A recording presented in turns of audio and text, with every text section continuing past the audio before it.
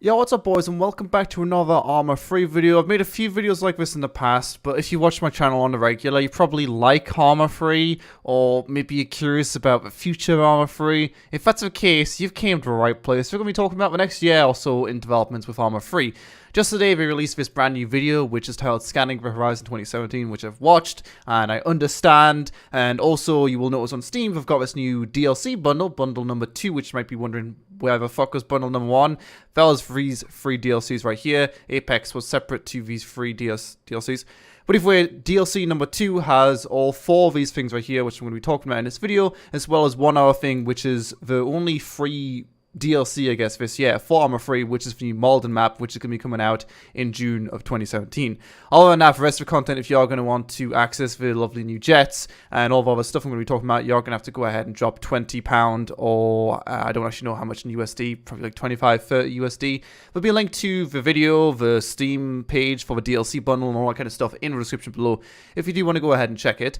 But I just thought I'd talk about this because I play Arma Free on a regular. Maybe I won't forever, and honestly, considering most of my content is live content, maybe it's a better idea to just go play this video game instead. Identity. This game was built as a life mod and will be developed as a life mod. As great as Arma Free is, I don't really play the milsim side of stuff, but that's what most of the stuff which I'm going to be talking about in this video is going to focus on. It might have a bit of an application to what I do like to do on a daily basis, and the game will be improved, as you'll see, through these DLC packages throughout the year and also into early 2018. But as a whole, it's probably not going to impact me and you guys too much, but still, it's interesting to talk about and just see what we're going to be doing with the game in the next year. Arma Free has sold, I think we said in the video, just over 3 million copies now, which is weird because it's actually the same amount as Daisy Standalone, which seemingly it has 10th of a player base compared to Arma Free. But either way, we've got a lot of people to make happy, and they are still, of course, as no surprise, focusing on milsim. As great as it would be for them to think about the large communities like life mod people and, you know, Wasteland and all that kind of shit, and Exile, at the end of the day, it was built as a milsim game and will be developed as a milsim game. But anyway, without further ado, let's go ahead and go through all this stuff. I'm not going to let you guys like hear the video or anything, I'm just going to talk about it. But for the Jets DLC, which is of course the first DLC of the year, coming out in May 2017, so we'll be adding in 3 new jets and also an unmanned, 3 new jets. So 3 new jets and also an unmanned air vehicle, which you'll see in a second. So you'll see the 3 jets right here. First one's the Black Wasp, I believe it was called, which is obviously going to be on one of the factions. As with all the DLCs, we try to add in a vehicle, at least for every single faction. It's not like one faction is going to get a massive tank, which is overpowered, and another faction isn't. So this can be the same with also the tank DLC, which is coming out in Q1 of 2018. So you will, although we haven't named how many tanks there's here, you will expect to see at least one for each faction. You'll see the unmanned vehicle right there, which of course you can use using one of the UAV drones things, as you can with a few vehicles. One of which was added into Apex, which shoots the rockets. And also you have the Shikra here, which is, of course, you can see from the camo here, the CSAT faction jet, which is also a very nice looking jet. I mean, I feel like even if you are a milsim fan, how many people actually really end up touching these jets and stuff? I've watched quite a lot of milsim videos in my times. I hope my cat doesn't open my door right now. And I haven't seen too many people touch the jets. But regardless, they spend a fuck ton of time making these things and try to make them pretty good. And as you see right here as well, we now have the extended damage model, so you will be able to get several different parts to the jets actually damaged. So that way, instead of just getting shot and your jet just goes boom in the middle of the air, you can lose certain engines and stuff and other parts of a vehicle to affect the handling and stuff like that. And also shows the new functions with the jets where you can easily put different weapons and stuff on your jets, so that way they are a bit more modular if you do want to do something a bit different. You know, a jet can be very different depending on how many weapons it's got, if weapons at all. So you can go ahead and do that now. And you also talk a bit about infrared stuff and blah blah blah, tracking through the radar and stuff like that. Honestly, it's pretty cool, but do I ever touch jets? No, I don't. So on to the next DLC, which is very, very vague.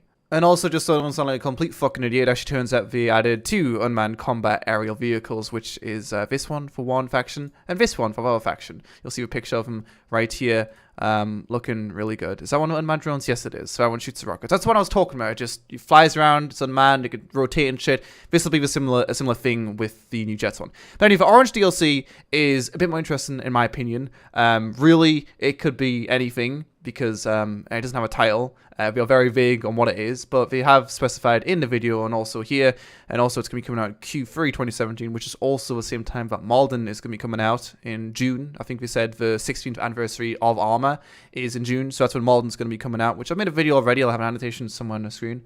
But essentially, that's a new kind of shit map, in my opinion. It doesn't look like the best map ever. You can actually use Cup to go back and play right now. But regardless, it's going to be a free map, which people can play, make life mods on. And it's always good to have free content in the base game. Because, oh my god, the amount of people have complained about Apex and the fact that it costs money. People don't have Apex. They're too lazy to buy Apex. And people don't have all these DLCs. I don't actually understand why they've segmented the game even more. I understand Bohemia needs support past the core game to keep the development going on for years and years, but I don't know if anyone's got any opinion on this, and I don't really want to rant about it all video, but having these 3 different DLCs in package 1, and then having Apex, and then having fucking bundle 2, I feel like it's too much DLC going on, dog. Like, that's literally like $100 you got to spend to get everything you want in the game. I kind of preferred the way they had the Arma 2 DLC, where it was like Arma 2, and then it had a few like really DLCs which added so much shit, and then eventually you had the combined operations as well, which kind of compound Arma 2 with Arma 2 Operation Arrowhead, which also added a bunch of things. So I don't really know why we've got like a million different DLCs going on, but whatever, dude. Just bundle them together, and if you want to buy them separately, you can fucking do it. But that's a rant for another video. I think it's weird segmenting your audience, but whatever. But either way. So, the Orange DLC, like I said, adds in vehicles, clothing, gear, new decorative options, a mini-campaign, showcase and challenge scenarios. Also, there is some other stuff which I didn't mention here, like a showcase scenario, so you can do a scenario just to show the new jet scenario really matters too much. But the thing about this DLC is it's been made by their new studio, which is in Amsterdam. So we have an entirely new studio working on that, which is pretty cool. It's not just something they're doing on the side. It's something which I'm sure they're working on right now, have been working on for a while now. It's not really something we talk about too much in this video, other than the fact that Malden is something you can play with Argo already, and this is someone making Argo, and then that's a pretty picture of Altus right there. Wow, amazing. But yeah, that's pretty much that for the DLC. The only other thing we mentioned right here is that's going to be around about the size, or in between the size of Karts and the Marksmen and Helicopters DLC. So basically, it's not going to be very big, which kind of sucks. DLC number 3, which also I'm sure has been worked on by some different people, since, you know, making these vehicles takes a long time, and some people just don't make vehicles. Some people are there for coding in features and such, you know, which they do talk about here. Improvements related to track and armored vehicles for the tanks DLC. So we are improving like all of the vehicles, the jets and the tanks have been improved.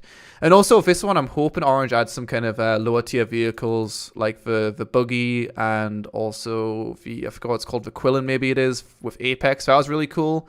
Let's see, it's somewhere here. 10 new vehicles. It's called a fucking Quillen, whatever. If a 4-wheel drive car was some cool shit in Apex, but no one bought it because it was expensive and everyone hates Tanoa. Good stuff. But either way, this new DLC is tactical operations. A new Arma-free Tac Ops DLC will deliver a new single-player scenario that focus upon challenging, replayable, and authentic military gameplay. Does that sound interesting to you guys? I know it does to me. Wow! Making the best use of armor-free sandbox terrain vehicles and weapons. So this one's going to be coming out relatively short over time after the Orange DLC in Q4 of 2017. It also says right here, you know, they are subject to change, so it could come out before, unlikely, or after the actual release date, which they say it is going to be coming out. Also, I think we did also mention in this one, but the armor-free 64-bit client did just come out as well. Honestly, I don't know how much this improves performance, but obviously we are still constantly working on improving the game. I remember back in the old days when the beta first came out, improving the sounds and improving the stamina system and just changing how gunplay was and stuff like that was something that was always happening. Obviously, it's not happening as much these days since the game has been out for a while now, but they are still working on that stuff. The core game will still be worked upon and hopefully optimized a bit better. And yeah, it's never going to be the magical Daisy standalone 100 FPS dream. Obviously, that game was a lot simpler, but still. Either way, this part right here talks about the Armor-free Tanks DLC, which is, of course, the final part of this little talk, which I wanted to have. So this is following their well-established DLC model, which is we fucking put it in the name and it's in the game. Whoa, helicopters. Whoa, go-karts. Whoa, you can get some Marksmen rifles. So we are continuing that little thing right there with armor-free tanks, and that will be adding in fact, I think I said before, we didn't see how many were going to be added in. It says right here, 3 new armored vehicles, new playable content, and more. So again, you know, you can expect different vehicles for different factions. We aren't just going to fucking buff up one and fuck the rest of them. And a new package will be accompanied by a free platform update, which will implement new features and improvements related to tracked armor vehicles. Like, I literally or not literally, I genuinely like to hear what people think about what Bohemia are doing these days. I mean, the core audience of the game is not milsim. I have no statistics to back me up on this, other than my assumptions from looking at the server browser. And I feel like eventually, I don't mean to plug this game again. You know, I'm not being paid to do it, but this game's coming out in a few weeks actually, Identity, which I'm very excited for. But I feel like there's so many weird things going on in Arma that really you kind of need to just play a game which isn't Arma.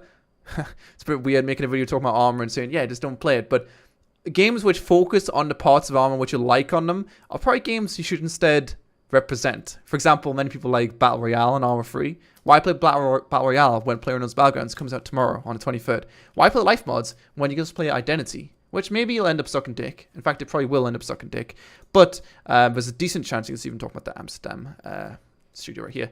But I don't know, it doesn't really make sense when you think about it. Arma 3 content creators have definitely contributed a lot to its success. If there was no deal or no modding at all in the game, would it have 3 million sales? Would it even have 1 million sales? Maybe not. The Arma franchise as a whole would not be anywhere near as built up as it is today. The stuff is definitely very cool, but how much for... or how many people are going to buy it out of the 3 million or so people that own Arma 3, and how many people are actually going to use it. I know for a fact I will buy it, although I haven't yet, but will I actually use this stuff? Will I be using unmanned drones on the reg? Will I ever even fucking touch them? Probably not. It's kind of interesting, isn't it? Yeah, so you can see right here, the owners have just peaked over 3 million, so that's pretty fucking good. In fact, this is... the game had a free weekend, so the data isn't reliable. Well, whatever. It's plus or minus 67,000, which means it's still over 3 million. So it's a pretty big video game, and it's definitely a video game like no other. It definitely has its flaws because Bohemia have chose continuously to use their in-game or in-house engine, the Real Virtuality, I think it's called. I'm going to go check if that's true. Yeah, so Real Virtuality is one which have continuously added upon, and you can definitely see the similarities between even Arma 2 and Arma 3 when you play those two different things. You can be like, damn son, these games are kind of alike because they are using the same core code, although I'm sure a lot of it's being rewritten, but kind of being added on with new code and UUI and stuff like that. So because we're using that, it's not really a good excuse for people complaining, people who are saying how slow DayZ development is. Oh yeah, but they use Real Virtuality. It's an in-house engine. Well, if it's that much of a fucking like holdback, why did they not use Unreal Engine or Unity? Yeah, they get a cut of the sales then, but is it worth using a different engine instead? R3, I think, has the potential to do things which other engines just can't. These large worlds with things going on everywhere. It's very open to hackers and stuff like that, from what I understand, because it's very open. So it's very open to do whatever the fuck the clients tell it to do, kind of thing, which is why it works the way it does.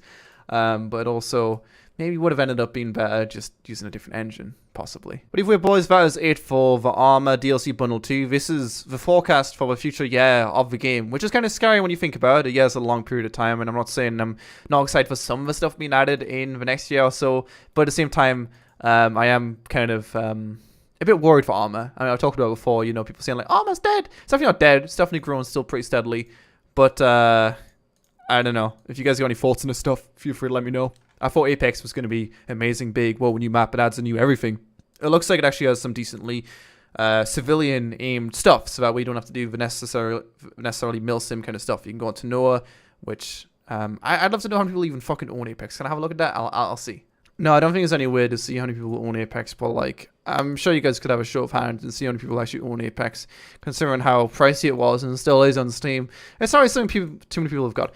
But anyway, I think that pretty much wraps it up for this video. If you guys got any feedback on what the fuck Bohemia is doing for life, this is the other unmanned one, by the way. I forgot it was unmanned because it doesn't really look unmanned, but it is, as you can tell, because you can't see out of it and it looks like a fucking helicopter. If you guys got any thoughts on what Bohemia is doing for life, I don't really know what to do, but, you know, things have been added and stuff. All this stuff right here, it's pretty exciting. Feel free to leave in the comment section below. And if there's really anything of interest in this next year with Arma 3, feel free to let me know as well. Like I said, for me personally, don't feel like there's really that much being added, but we'll see. Many thanks for watching. As per always, if you guys would like to see some more overview videos, I guess, with future DLC and stuff like that, then let me know, and I'll definitely make a video showing off for Arma 3 Jets when it comes out. I don't know if it's worth it, because people don't really... I don't really care that much for it, but whatever. But yeah, well, I'll see you guys in a bit. Peace out.